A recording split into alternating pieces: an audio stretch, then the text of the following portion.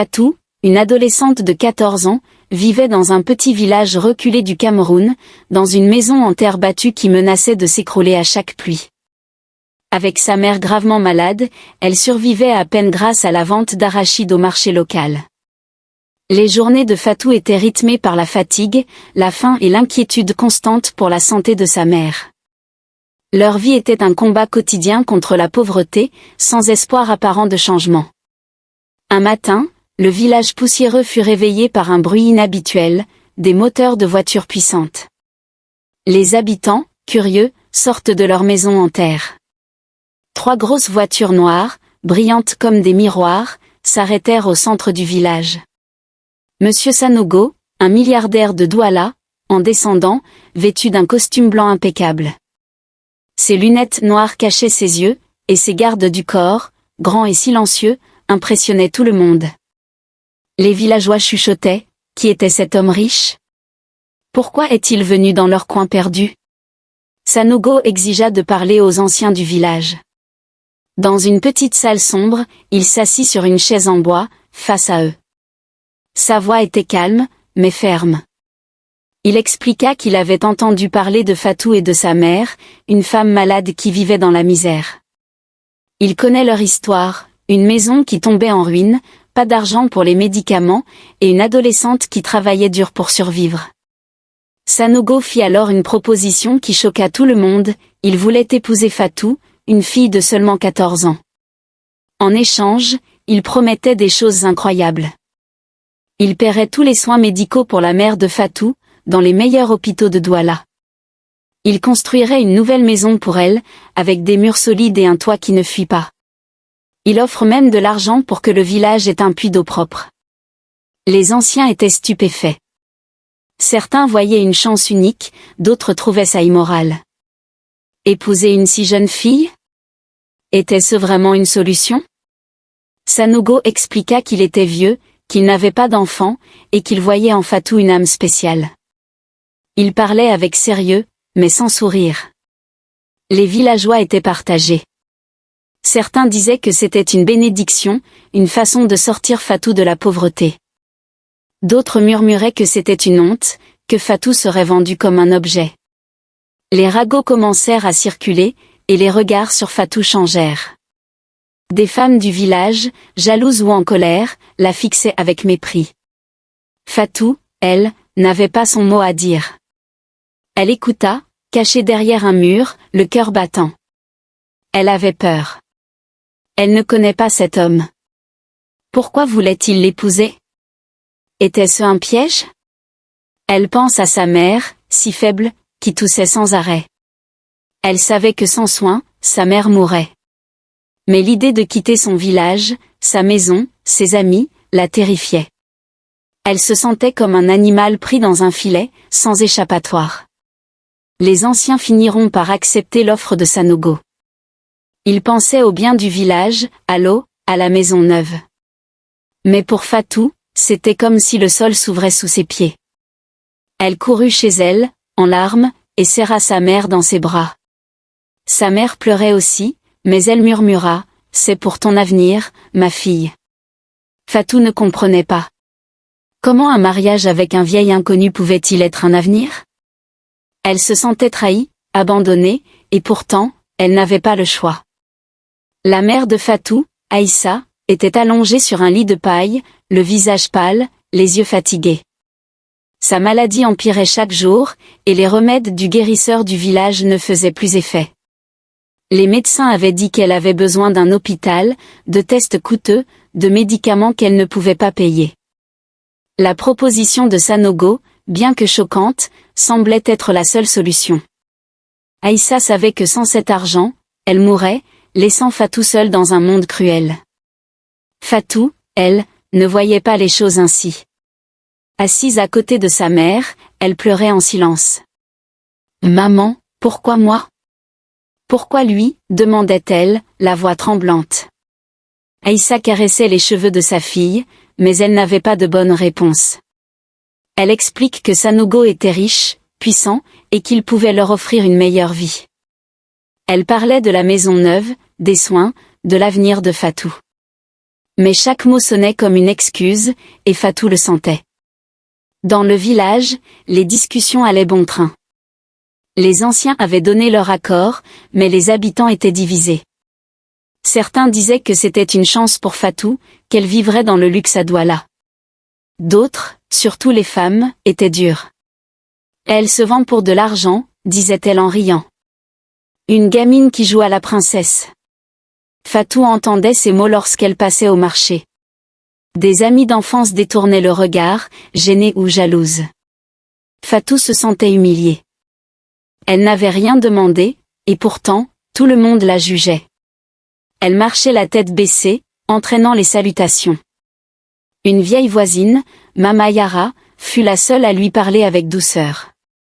Ne les écoute pas, ma petite. Ils parlent parce qu'ils ont faim, eux aussi. Mais ces mots ne suffisaient pas à apaiser la douleur de Fatou. Elle se sentait comme une marchandise, échangée contre des promesses. Aïssa, malgré ses propres larmes, insiste pour que Fatou accepte. Je ne veux pas te perdre, mais je ne veux pas que tu vives comme moi, dans la misère. Fatou voyait la souffrance dans les yeux de sa mère, et cela la brisait. Elle aimait sa mère plus que tout. Elle savait que refuser, c'était condamner Aïssa à une mort certaine. Mais accepter, c'était renoncer à sa liberté, à son enfance. Elle se sentait coincée, sans issue. Les préparatifs commencent rapidement. Sanogo envoya de l'argent pour acheter une robe et organiser une petite cérémonie.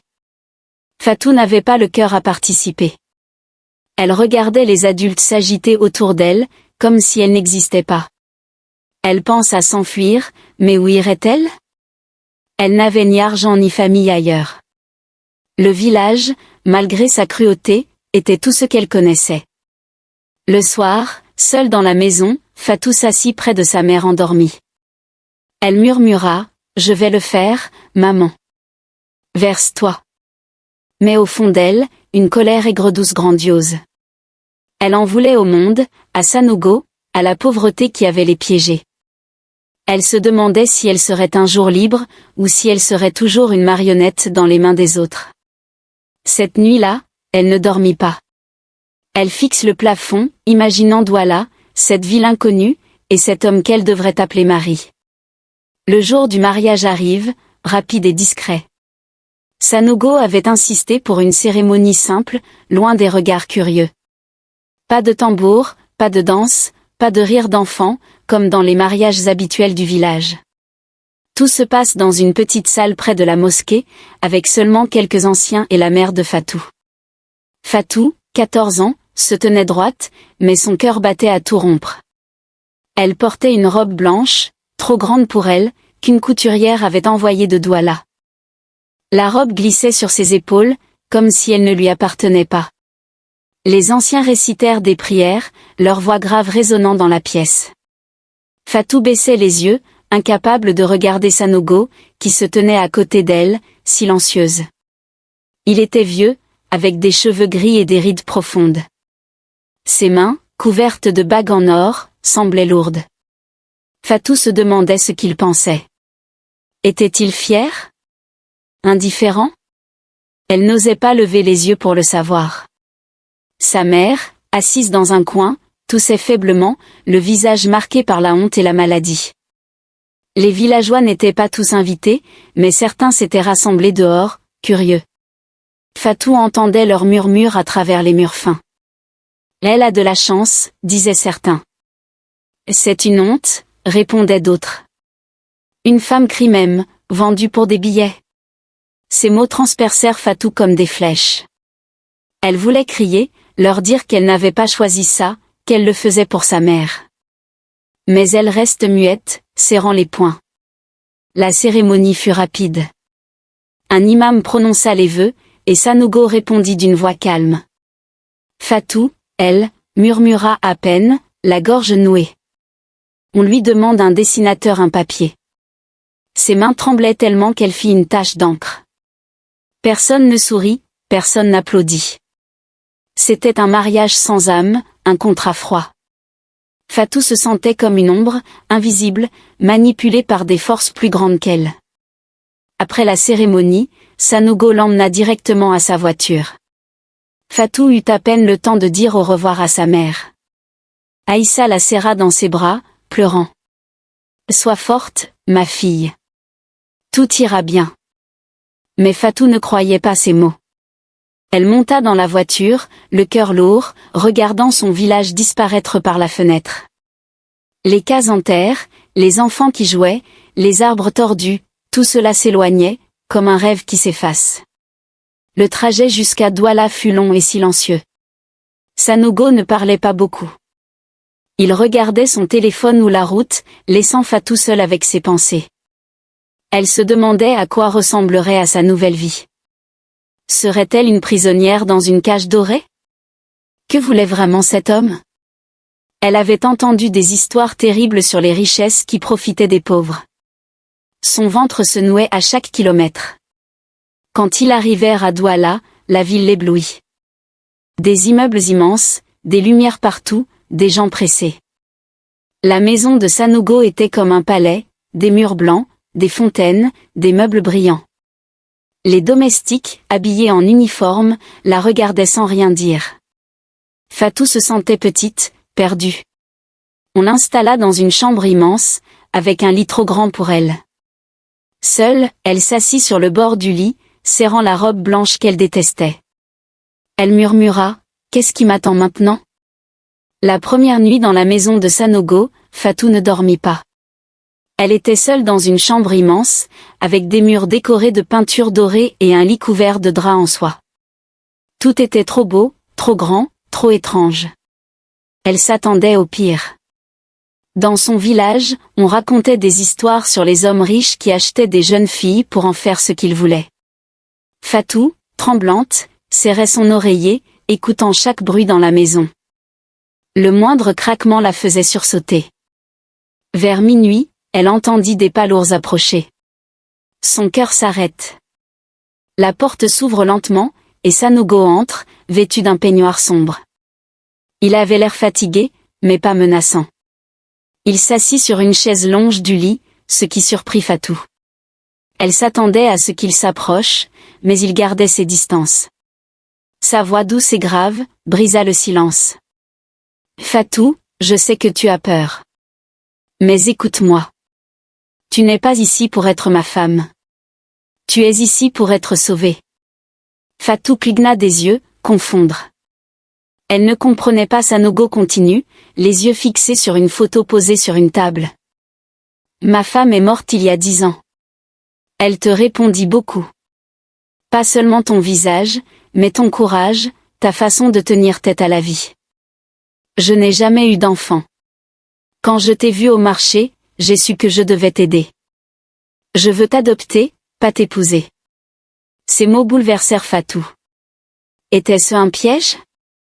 Elle n'osait pas y croire.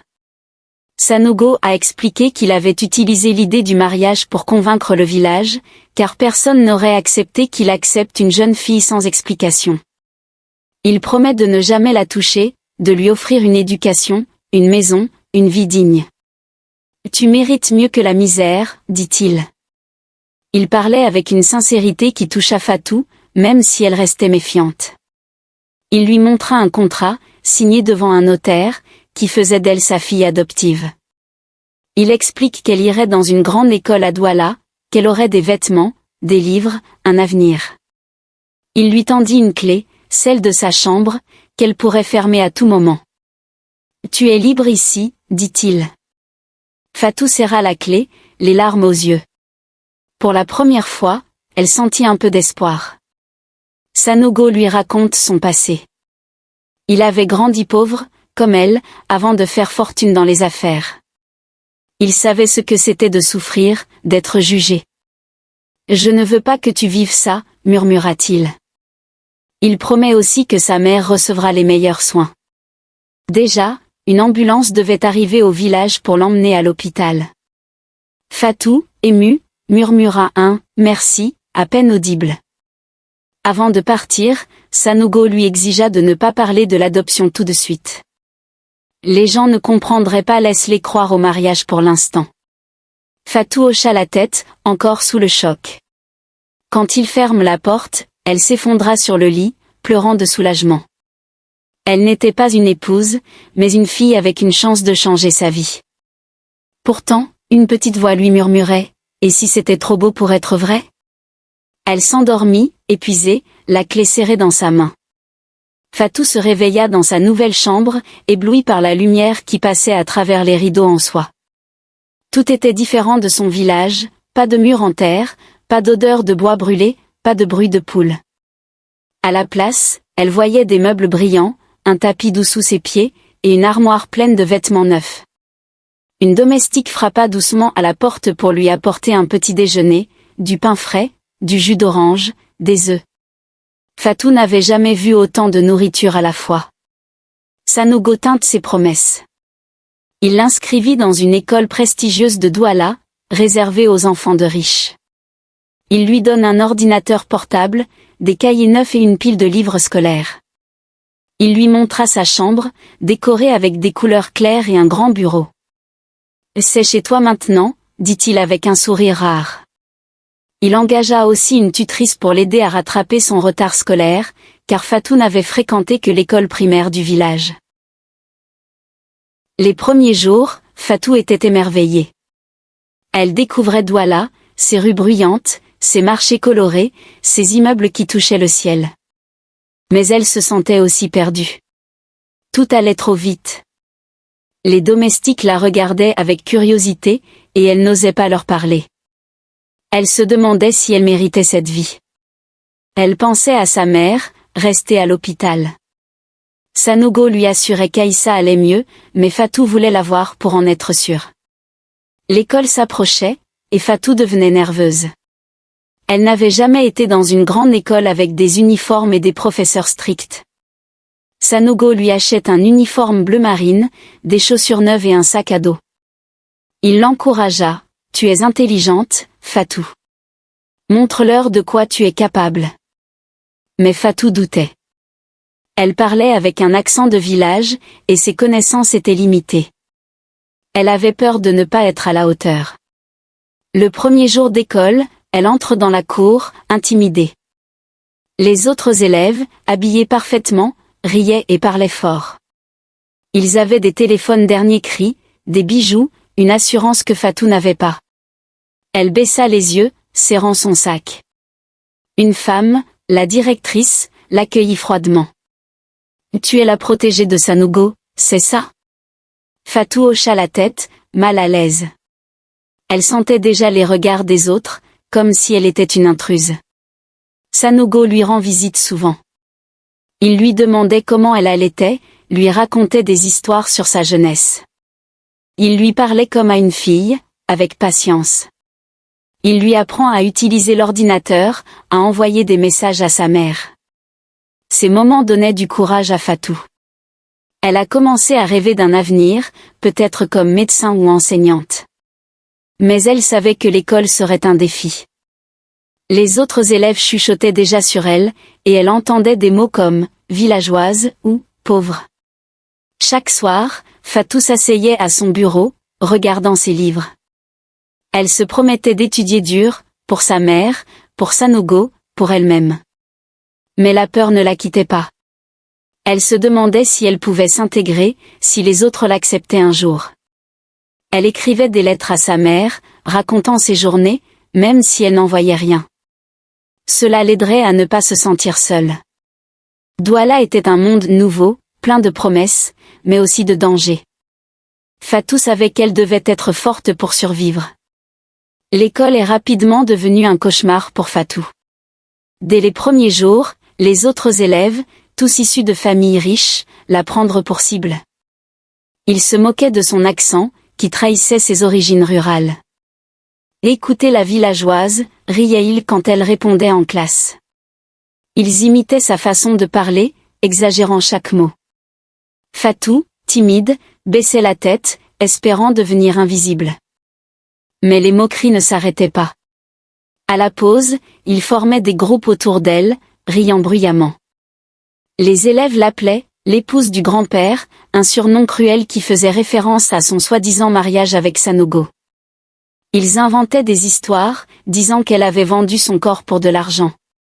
Fatou voulait crier la vérité, dire qu'elle était adoptée, pas mariée, mais Sanogo lui avait demandé de garder le secret pour l'instant. Alors, elle serrait les dents, ravalant ses larmes.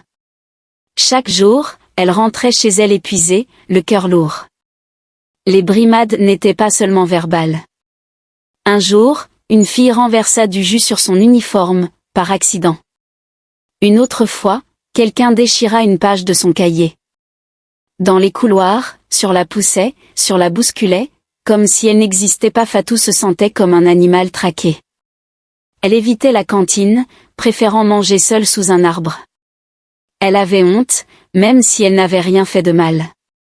Certains professeurs n'aidaient pas. Quelques-uns la regardaient avec pitié, comme si elle n'avait rien à faire dans une école aussi prestigieuse. Une professeure de mathématiques lui dit un jour, « Ne te fatigue pas, ce n'est pas pour toi. » Ces mots, la bénédiction, était plus que les moqueries des élèves. D'autres professeurs étaient gentils, mais distants. Ils ne voyaient pas ce que Fatou endurait, ou ils choisissaient de l'ignorer. Elle se sentait seule, sans alliés. Pourtant, Fatou refusait d'abandonner. Chaque soir, elle rentrait dans sa chambre et pleurait en silence. Puis, elle ouvrait ses livres. Elle étudiait jusqu'à minuit, apprenant chaque leçon par cœur. Elle voulait prouver qu'elle valait mieux que leurs insultes. Sanogo, qui voyait sa tristesse, la réconfortait. « Laisse-les parler. Leur méchanceté montre leur faiblesse, pas la tienne. » Il lui racontait des histoires de gens qui avaient surmonté les obstacles grâce à leur courage. Fatou pensait à sa mère, qui luttait contre la maladie à l'hôpital. Elle savait que sa mère comptait sur elle. Cela lui a donné la force de continuer. Elle commença à répondre en classe, même si sa voix tremblait. Parfois, elle donnait la bonne réponse, et les moqueries s'arrêtaient un instant. Mais dès qu'elle quittait la salle, les rires reprenaient. Elle apprenait à ignorer les regards, à marcher droit, même quand on la poussait. Un jour, une fille plus gentille, Amina, lui parle. « Pourquoi tu ne te défends pas ?» demanda-t-elle. Fatou a répondu simplement, « Parce que je veux être meilleure qu'eux. » Amina hocha la tête, impressionnée. Ce fut le début d'une petite amitié, la première lueur d'espoir à l'école. Mais Fatou savait que le chemin serait long. Elle se regardait dans le miroir chaque matin, se répétant « Tu es forte. Tu vas y arriver. » Elle voulait transformer sa douleur en victoire, pour elle, pour sa mère, pour tous ceux qui l'avaient jugée. L'école était un champ de bataille, mais Fatou était prête à se battre. Fatou a décidé que les moqueries ne l'arrêteraient pas. Chaque insulte, chaque regard méprisant devenait un carburant pour sa détermination. Elle se leva plus tôt, étudia plus tard, et transforma sa chambre en un sanctuaire d'apprentissage. Ses livres scolaires, empilés sur son bureau, étaient ses armes. Elle lisait, écrivait, mémorisait, refusant de laisser la cruauté des autres définir son avenir. Elle voulait prouver qu'elle n'était pas juste la villageoise ou l'épouse du grand-père. Sanogo voyait son effort et l'encourageait doucement. Il s'asseyait parfois avec elle, posant des questions sur ses cours. « Tu es plus intelligente que tu ne le penses », disait-il. Il lui offre des livres supplémentaires, sur la science, l'histoire, et même des romans. Fatou découvrit un monde dans ses pages, un monde où elle pouvait rêver grand. Sanogo lui parlait aussi de sa mère, qui allaitait mieux grâce aux soins à l'hôpital. Ces nouvelles donnaient du courage à Fatou. À l'école, les défis continuaient. Les élèves ne cessaient pas leurs moqueries, mais Fatou apprenait à les ignorer. Elle levait la main en classe, même si son cœur battait fort. Quand elle donnait une bonne réponse, elle voyait les regards surpris des autres. Une professeure de sciences, Madame Ngo, remarqua son talent. « Tu as un don pour comprendre vite », lui dit-elle un jour. Ces mots, rares et précieux, donnaient à Fatou l'envie de travailler encore plus dur. La première année, Fatou termina parmi les meilleurs de sa classe. Les autres élèves furent choqués. « Comment la villageoise a fait ça ?» murmurait-il. Fatou, elle, ne se vantait pas. Elle continuait, tête baissée, à étudier. La deuxième année, elle fut première de sa classe. Les moqueries diminuèrent un peu, mais pas complètement. Certains élèves, jaloux, devenaient plus méchants, mais d'autres commençaient à la respecter. Amina, son amie, la félicitait. « Tu es incroyable, Fatou !» La 3e année fut son triomphe. Fatou termina première dans toutes les matières. Lors de la cérémonie de fin d'année, son nom fut applaudi par les professeurs. Quelques élèves, ceux qui l'avaient insulté, baissaient les yeux, gênés. Fatou, sur scène, tenait son diplôme avec fierté. Elle pense à sa mère, à Sanogo, à son village. Elle n'était plus la petite fille effrayée. Elle était devenue